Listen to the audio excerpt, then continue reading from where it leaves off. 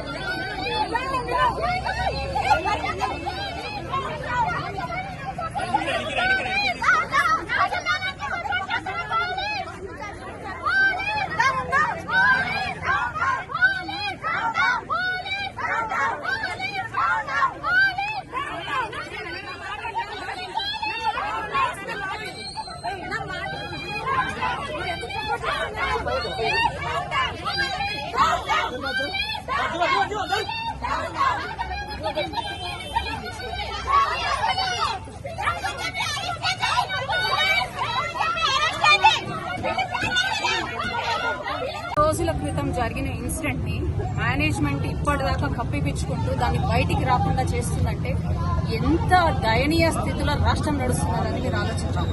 ఎందుకంటే second class అవుతున్న పాపకి ఏమి అవగాహన ఉంటుంది దీని గురించి? సేమ్ స్కూల్లో జరుగుతున్న విద్యార్థిని 3 రోజుల క్రితం జరిగిన ఇన్సిడెంట్ ని కప్పిపుచ్చడం కాకపోతే ఏమైంది?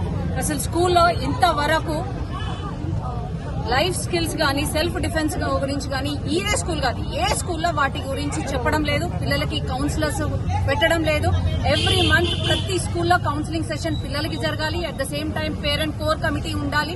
At the same time personality development మీద కూడా కంపల్సరీ ప్రతి స్కూల్లో దీన్ని ఇంప్లిమెంట్ చేయాలి అని చెప్పేసి 2014లోనే నరేంద్ర మోడీ గారు life skills and self defence కి బడ్జెట్ కేటాయించినప్పటికీ, ప్రతి స్టూడెంట్ కి 50 రూపాయలు చొప్పున కేటాయించినప్పటికీ కూడా స్టేట్ గవర్నమెంట్ మాత్రం దానికి సంబంధించి స్కూల్స్ లో ఇట్లాంటిది ఏది ఇంప్లిమెంట్ చేయకుండా గుడ్ టచ్ అనేది బ్యాడ్ టచ్ అనేది పిల్లలకి చెప్పకుండా ఇలా ఉంటే మరి ఇలా జరగకుండా ఇంకెలా జరుగుతుంది? రోజు ఇన్సిడెంట్స్ ఎక్కువ అవుతున్నాయి కానీ తక్కువ అయ్యే క్వశ్చనే లేదు. నిన్న ఈ వారంలోనే ఈ గత 3 రోజులనే ఇది 8వ ఇన్సిడెంట్. అంటే రాష్ట్రంలో ఏం జరుగుతుందో అవసరం లేని సీఎం మనకున్నారు. కేర్ ఆఫ్ హోమ్ మినిస్ట్రీ అన్ని పోర్ట్ఫోలియోస్ ఆయన దగ్గరనే ఉన్నాయి. లా అండ్ ఆర్డర్ ఎట్టుపోతుందో ఆయనకు అవసరం లేదు. పిల్లలు ఎన్ని అరాచకాలు అన్యాయాలు పిల్లలకు జరుగుతాయి. ఎస్పెషల్లీ పిల్లల్ని టార్గెట్ చేస్తున్నారు. అట్లాంటిది ఆయనకు అవసరం లేదు.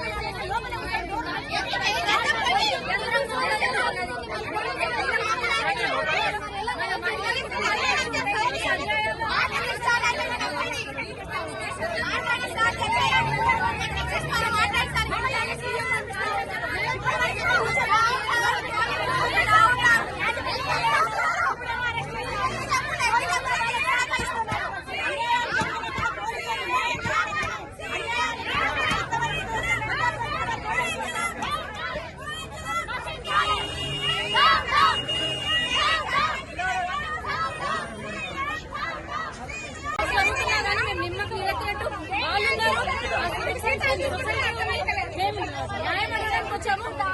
ఆల్మోస్ట్ గంటన్నర నుంచి మేము వాళ్ళు వస్తారు మాట్లాడతారంటే చాలా కోఆపరేట్ చేసి ఇంకోసారి వెయిట్ చేసినప్పుడు మేనేజ్మెంట్ బయట తీసుకొస్తాం, బయట తీసుకొస్తాం, మళ్ళీ లోపల పోనీయకుండా వాళ్ళని బయటకు రానియకుండా నిజం కప్పిపెట్టే ప్రయత్నం మన పోలీసులు శాఖ చేస్తున్నారు. ఇదే చిత్తశుద్ధి మన పిల్లల్ని మన ఆడపిల్లల్ని కాపాడడానికి చేస్తున్నారు. మన రాష్ట్రంలో ఇట్లాంటి అన్యాయాలు అత్యాచారాలు జరగలేదు. వాళ్ళు వాళ్ళ పనులు చేసుకుంటున్నారు. వెంటనే ప్రభుత్వం వచ్చి దీనిపైన ఆన్సర్ చేయాలి.